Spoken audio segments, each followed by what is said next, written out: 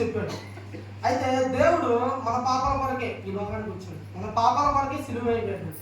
మన పాపాల కొరకే ఎన్నో శ్రమలు పడ్డాడు. ఇక మీదకైనా మనం మారాలి. మనం మారడానికి గల కారణం ఏంటో తెలుసా? ఒకటే, దేవుణ్ణి ఆదరించడం, దేవుణ్ణి మనలోకి రాణించుకోవడం, దేవుణ్ణి ఉండడం, దేవుణ్ణి బహుశక్తిగా ఆరాధించడం. ఆరాధించి ఆయన్ని గణపరచాలి, అలాగే ఆయనలో ఉండాలి. ఈ లెంట్ డేస్ 40 days 40 రోజులు ఉపవాసం ఉంది. ఈ 40 రోజులు ఉపవాసం ఉండడానికి నేను కూడా సహకరించాను. ఫస్ట్ ఒక రోజు ఉన్నా, ఒక రోజు అయిపోయింది. రెండో రోజు ఉన్నా, రెండో రోజు మర్చిపోయి అన్నం తిన్నా. సాయంత్రం నిజంగానే ప్రామిస్గా మర్చిపోయి అన్నం తిన్నా. అన్నం తినేసి అయ్యో తిన్నావా, అయిపోయింది కదా, సరే నా క్షణం నుంచి నేనైతే ఆగిపోయినది కదా, సరే దేవా ఈసారి అయిపోయింది, తప్పు అయిపోయింది, ఇక నుంచి ఉండడానికైనా మంచి ఆలోచన నాకు కలుగు చేయాలని చెప్పి ఉన్నా, దేవుళ్ళు ఉన్నా. అయితే నేను ఒక నైటే ఉంది, 3 గంటల నుంచి ఒక నైట్, ఓన్లీ నైట్, మార్నింగ్ తిన్నాను, నైట్ ఉన్నాను. అంటే తెలియదు కదా, ఫస్ట్ టైం కదా ఉండేది, అందుకని ఇప్పుడే స్టార్ట్ చేసాం. నెక్స్ట్ ఇయర్కి ఇంకా బలంగా ఉండాలని ప్రార్థన. అయితే ఒక చిన్న నాలో అంటే నాకు జరిగిన ఒక ఆశ్చర్యం ఏంటంటే, నేను first year BSc nursing exams రాయడానికి వెళ్ళాను. ఎగ్జామ్స్ రాయడానికి వెళ్ళినప్పుడు ఎగ్జామ్స్ రాశాను. బిఎస్సీ నర్సింగ్ నేను తెలుగు మీడియం ఇంటర్ వరకు, ఫస్ట్ ఇంగ్లీష్ మీడియంకి వెళ్ళి దేవా అన్నీ రాసి వచ్చాను, మీ చిత్తమైతే పాస్ చేయండి, లేదంటే లేదు అని ఒక మాట అనుకున్నాను.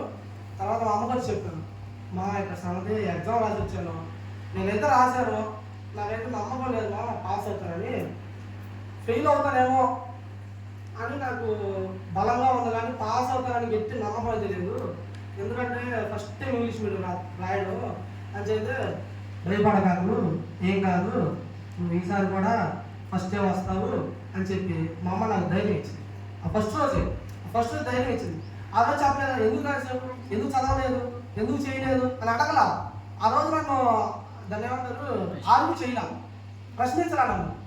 అలాగే తల్లికి పిల్లవాడికి ఉన్న కాన్వర్జేషన్ దేవుడు సిలువలో మరణించేటప్పుడు తన తల్లికి యోహాన్ని ఎలాగైతే అప్పగించాడో, అలాగ తోడుండడానికి తల్లికి తన కుమారుడికి ఎలాగైతే ఉండాలో దేవుడు స్పష్టంగా పలికాడు. ఇదిగో నీ కుమారుడు, నేను చనిపోతున్నానమ్మా, ఈ కుమారుడే నీకు తోడుగా ఉంటాడు, ఇక మీదట అన్నీ నీకు ఈ కుమారుడే అని చెప్పాడు. అందుకే ఆ రోజు నేను ఆనాడు మా అమ్మ అంటే నేను నిరాశపడిపోయాను. అయిపోయిందా, ఇంక నీ చదువు వేస్తే కదా అని నేను నిరాశపడిపోయాను. ఈ పాటికి ఎక్కడో గట్ట గొల్లిపోయాను, లేకపోతే బెదపడిపోయాను. ఆ రోజు నేను మంచి మార్కులు రాయి మంచిగా స్కూల్లో మంచి ఫస్ట్ క్లాస్ నాదే రావడం జరగడం వల్ల గొప్ప ఆశ్చర్య కార్యం. అది నా లైఫ్ అయితే ఫస్ట్ స్టార్టింగ్. ఆ రోజు మా అమ్మ నన్ను చెప్పలేట, నువ్వు ఇక్కడ ముందు అక్కడ ఉందని చెప్పలా. అదే ఎఫ్ఎస్సి 6:1 చెప్తాను. ఎఫ్ఎస్సీలకు 6వ అధ్యాయం 1వ వచనం. పిల్లలారా ప్రభువునందు మీ తల్లిదండ్రులకు విధేయులైయుండుడి, ఇది ధర్మమే. నీకు మేలు కలుగునట్లు తల్లిని తండ్రిని సన్మానించుము. చాలు పిల్లలారా, ఇది పిల్లలు తల్లితో ఎలా ఉండాలని చెప్తున్నాను. పిల్లలు తల్లితో ఎలా ఉండాలని చెప్తున్నాను. పిల్లలారా, మీ తల్లిదండ్రులకు విధేయులైంది అంటే వాళ్ళని ఏదో గొప్ప చేయాలని కాదు, వాళ్ళు గౌరవించాలి. వాళ్ళు ఒక మాట తీసుకురాకూడదు. ఎక్కడ నలుగురు బతికేటప్పుడు ఒక మాట తీసుకురాకూడదు. పిల్లలే చెప్తున్నారు, అక్కడే కింద ఉంటుంది, తల్లులు కూడా ఉంటుంది. పిల్లలారా, మీరు మీ తల్లిదండ్రులకు విధేయులై ఉండాలి. వాళ్ళకి మాట తీసుకురాకుండా మంచిగా దేవుళ్ళలో ఉండేలాగా, చర్చికి పంపించేలాగా, చర్చిలో మంచి అలవాటు పెంచుకునేలాగా ఉండాలని పిల్లలు తల్లిదండ్రులతో చెప్తున్నారు. అక్కడ కంటిన్యూ చేయండి. తండ్రులారా, మీ పిల్లలకు కోపము రేపక ప్రభువు యొక్క శిక్షణలోను బోధనలోను వారిని పెంచుకున్నాను. తండ్రులారా, ఇది తల్లిదండ్రులు పిల్లలతో చెప్పేది. ఈ మాట అంతా చెప్పడానికి గల కారణం ఏంటంటే, యేసుక్రీస్తు కేవలం యోహాను అప్పగించేటప్పుడు, తాను మరణించేటప్పుడు తల్లికి తోడు లేరని కుమారుడు అప్పచెప్పాడు. ఈ కుమారుడు ఇప్పటి నుంచి నీకు సహాయం చేయగలడు, లేదంటే నువ్వు ఈ కుమారుడికి సహాయం చెయ్యి అని చెప్పి ఈ తల్లికి కొడుకుని అప్పగించేటప్పుడు ఈ మాటను చెప్పడానికి గల కారణం ఇది ఒక్కటే లేదు. దేవుడు మరణించేటప్పుడు తల్లి ఒక్కతే అయిపోయింది, నా తల్లి ఒక్కతే అయిపోయింది అని జ్ఞాపకం చేసుకొని కుమారుని అప్పచెప్పాడు, యోహాను అప్పచెప్పాడు. అందుకే తండ్రులారా మీ పిల్లలకు కోపము రేపక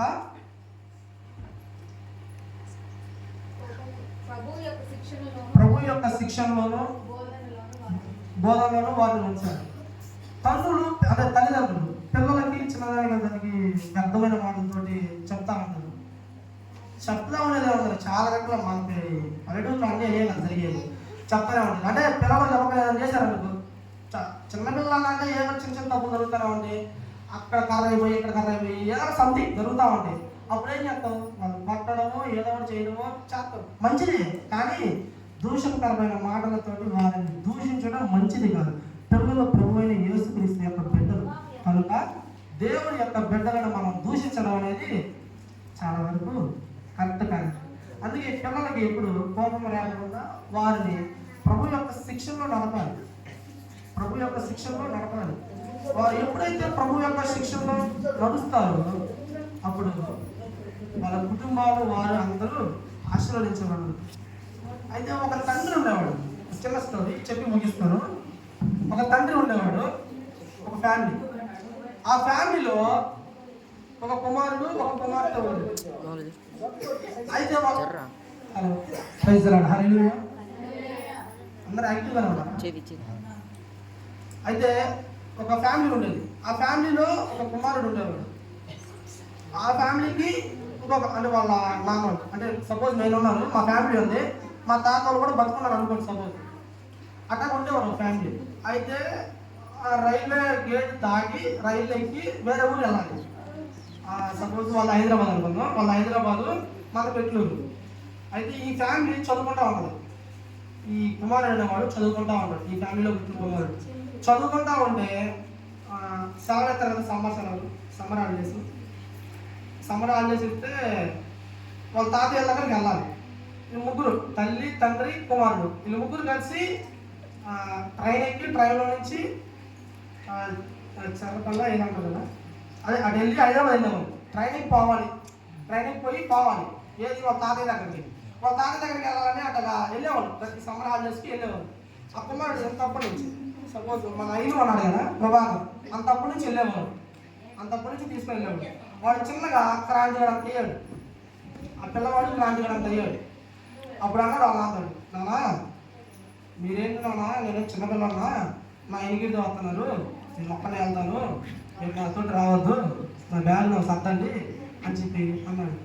వద్దురా చెప్పిన మాట ఎందుకురా, వద్దురా మంచిది కాదురా, ట్రైన్లో వెళ్ళేదిరా అంటే, కాదు నాన్న నేను వెళ్ళాలి, నేను ఒక్కనే వెళ్తాను, ఇప్పుడు కాకపోతే ఇంకెప్పుడు తెలుసుకుంటాను నేను ఎలా బతకాలి ఎలా వెళ్ళాలి అని. నన్ను ఏమంటారు వచ్చిపోయేదాన్ని ఎలా వెళ్ళాలి నాకు తెలియదు కదా, ఎప్పటి నుంచి తెలుసుకుంటాను, నేను మంచిగానే పెద్దోళ్ళు అయ్యాను అని చెప్పి ఆ కుమారుడు తన తండ్రితో అన్నాడు. తండ్రి ఏం చెప్తాడు, మాట అర్థం చెప్పలేడు కదా, సరేనయ్యా సరే వెళ్ళు జాగ్రత్తగా వెళ్ళు, ఏం కాదులే జాగ్రత్తగా వెళ్ళు అని చెప్పి ఒక చిన్న లెటర్ రాసిచ్చాడంట. ఆ లెటర్ రాసిచ్చి పైన జేబులో పెట్టుకున్నాడు. జేబులో పెట్టుకుంటే పోయాడంట. కుమారుడు వెళ్ళాడు, అలా ఎక్కాలి వెళ్ళాడు, స్టేషన్ కాడ ఆగాడు. స్టేషన్ కాడ ఆగి బ్యాగ్ అన్నీ తీసుకొని వాళ్ళ అమ్మలు ఎక్కించారు. ఎక్కించి అయిపోయింది. కుమారుడు వెళ్ళాడు, భోగిలో కూర్చున్నాడు.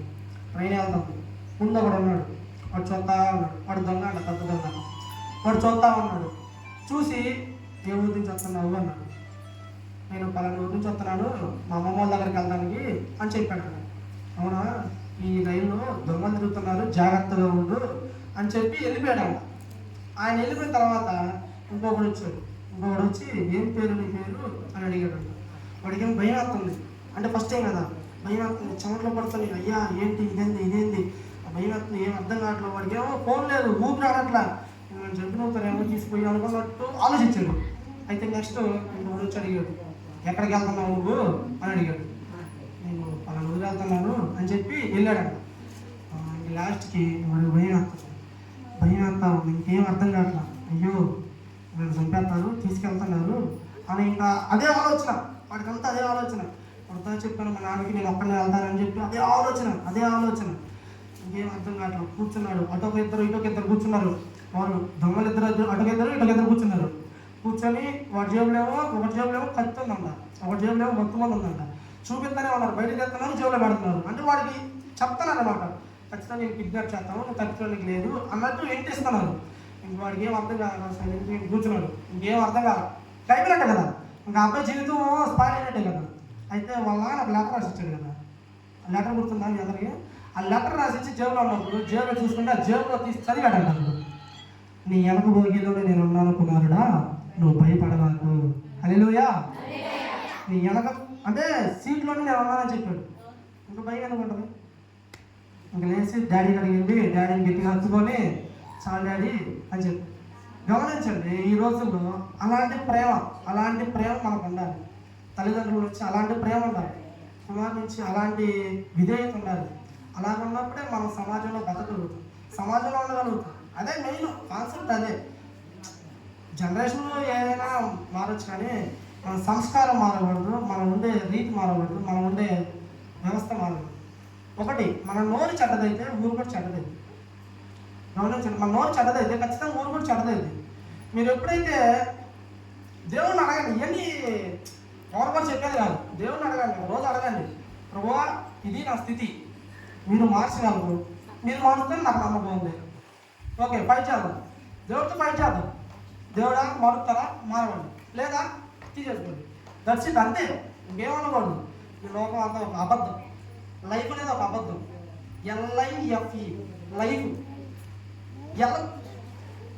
LIFE కదా, ఎఫ్ లేకపోతే LIE లై, అబద్ధం. గుర్తుపెట్టుకోండి, ఈ జీవితం అనేది ఒక అబద్ధం. ఉన్ననాళ్ళు దేవుని సేవలో ఉండాలి, దేవుని అనుసరించాలి, అంతే. దేవుల్లో ఉన్నప్పుడే మనం బలంగా ఉండగలుగుతాము, మనకి ఎలాంటి కష్టం రావు. ఇంకోటి కూడా ఉంది బైబిల్లో, ఇంకోటి ఎక్కడ ఉంది, మనం కష్టాలను ఎదుర్కొన్నప్పుడే దేవుడు విలువ తెలుస్తుందంట. మనం ఎప్పుడైతే ఒక కష్టాన్ని ఎదుర్కొంటామో అప్పుడే దేవుడి విలువ తెలుస్తుంది. ఒక కుర్రాడు యాక్సిడెంట్ అయ్యి మరణ పడకండి కదా, సంథింగ్ ఐసీలో ఉన్నాడు, లాస్ట్ 5 minutesలో చనిపోతాడని డాక్టర్ కన్ఫర్మ్ చేశాడు. అప్పుడు